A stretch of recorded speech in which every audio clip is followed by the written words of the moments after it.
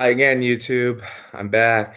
I'm Suraj, and I felt like I needed to get some things off my chest tonight.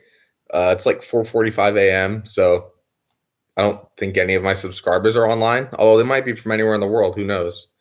I don't know who my subscribers are necessarily. So here goes.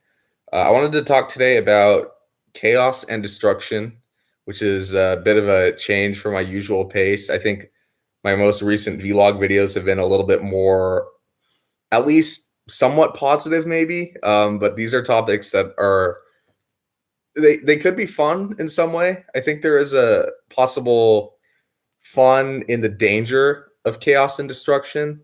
They're both very like big topics. From the more academic, scientific side, I have studied chaos theory a little bit.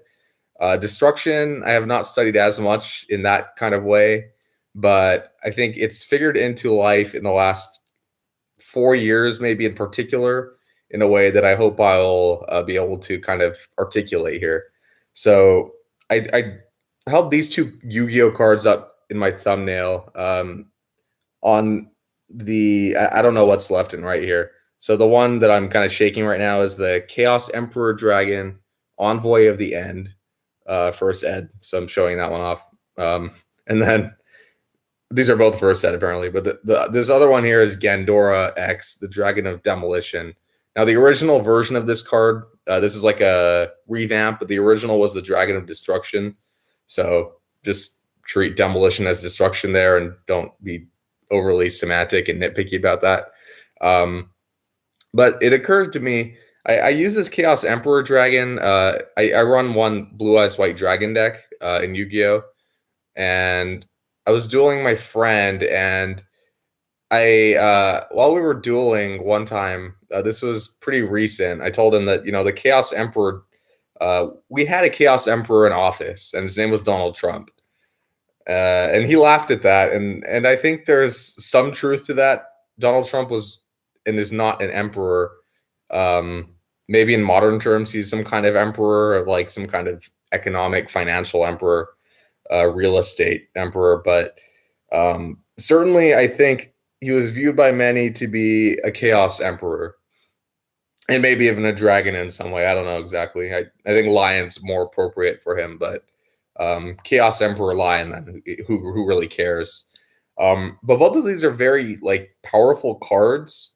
I mean, not like in terms of metagame so much as Chaos Emperor was actually a very powerful card in the metagame in Yu-Gi-Oh! TCG. Like years ago, 15 years ago or so. So I've had this card for a while. My dad bought it for me for Christmas when this card was like one of the best cards in the game. So I think that chaos and destruction definitely played roles in my life in the last like 4 years in particular that I can think of, with respect to my relationships or even my attempts to forge relationships. And I'm thinking specifically of romantic ones. Like 2 years ago, there was a party going on at my parents' place with a bunch of my brother's friends, and my brothers and my friends. And um, at this party, someone I would describe as like my middle school sweetheart, sort of. She came and she brought her best friend, and it was a very messy kind of night for me. Things were going well with the sweetheart and I think. I mean, and it's almost like something could have happened there between us, something nice even. But instead, I made her best friend cry, I think. I mean, I wasn't trying to be mean or anything. Um, but we were talking about a sensitive topic, and we'd had some drinks in our system, so um, I think her friend and I are similar in the way that we get kind of emotional when we drink alcohol, to a certain degree. So that was one instance of possible like preemptive destruction or chaos. I don't know exactly, um, but I haven't really talked to that sweetheart type of person since that event. and just because it was kind of an embarrassing situation, I would say. And then in my last romantic relationship, I've had like two such relationships fail in the last 4 years. In the last like three even. It's like not even four. But let's see. I thought I might like choke up if I talk about the last one, so I'm trying to be a little bit like, a little cognizant of that fact. But yeah, definitely my last relationship ended in a very messy, chaotic way. The one before that, not as much, but the last one definitely a lot of um, kind of hurt feelings toward the end, which sucks. Um, and I think I was, somewhat responsible for some of it at least. That's a fair way to say maybe that a relationship is two people. So there's no it doesn't do good to like assign blame to one person more than the other, less than the other, or even really to assign blame at all, honestly, in these kinds of in this kind of context. So some chaos and destruction there. And I think that like even though we've had COVID-19 in the last year, I think and we are coming up, we did pass like the year mark of the pandemic, really. At least in the US, like the situation of the pandemic. So I think that a little bit over a year later, definitely I'm at a more like settled and peaceful, even content place in my life. And I'm pretty happy to say that because breakups suck. And some of us don't get over things so easily, maybe as others do. So but I think I'm doing okay, because I feel like I've had to. And um it's a hard thing to do, but in the wake of chaos and destruction, the only thing we could really do is try and establish some at least semblance of order until the real thing gets into place. So I'm still I'm working on being a more orderly person, I would say, um, with respect to how I relate to the people around me, because that's really precious and important. I'm even writing a paper on that now, relationships and love, just because they're the sort of thing that really should not fail in life. I think they're too important to just let go in that kind of way.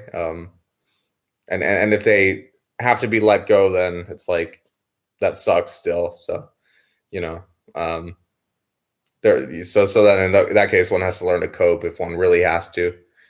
Um, because one party maybe said that you should. So, yeah, that's some of my feels on chaos and destruction, and this is somewhat inspired by Jordan Peterson's whole order versus chaos kind of thing.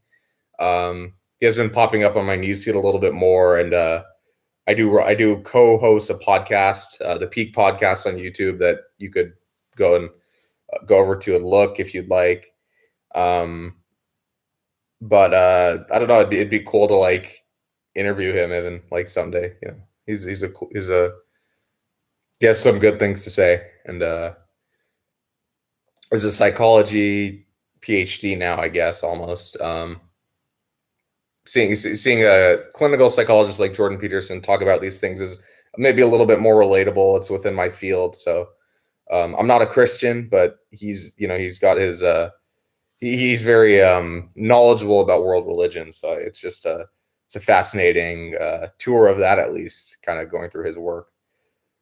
So that's order, chaos, destruction, and then creation, I guess, which is really like the fun part in life. And that's something maybe I'll get better at and better at, not just in a like artistic way. Like I view vlogging as a kind of creative uh, vehicle, uh, but also just in respect to relationships and creating and fostering better relationships, and thereby fostering greater well-being. Um, so I think that's it. think that's all I had to really get off my chest. Thanks for watching. Like, comment, subscribe if you like this kind of stuff. It's just me talking in my room, I know, but hey, there's some meaning in it for me enough to wake up at 4:30 ish, pretty semi consistently, and just like ramble this way. So I am also going to stream Pokemon Go today, and I say stream. It's not a live stream. It's just recording on my phone and then uploading onto YouTube. So um, I'm going to do that right before work for half an hour, and then maybe again like before 5 p.m. if I can go on break for half an hour or however long I need.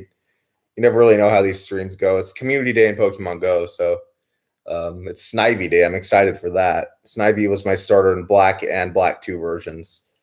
So I liked it enough to start with the same starter both for both of those games. And its shiny is really cool. It's kind of similar to Turtwig to me in that it's just kind of like teal turquoise, and it's also similar to Trico in that way.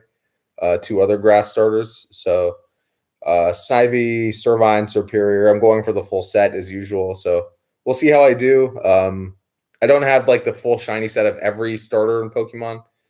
In particular, I don't have any legitimate shiny forms of Cyndaquil's evolutionary line. So, and I only have a shiny Bayleaf. I don't think I evolved it. I might have though. Maybe I will someday. We'll see. But in any case, thanks again for watching. And I will catch you next time my body and mind wake up at 5 a.m. and decide to do this. So peace out. Thanks.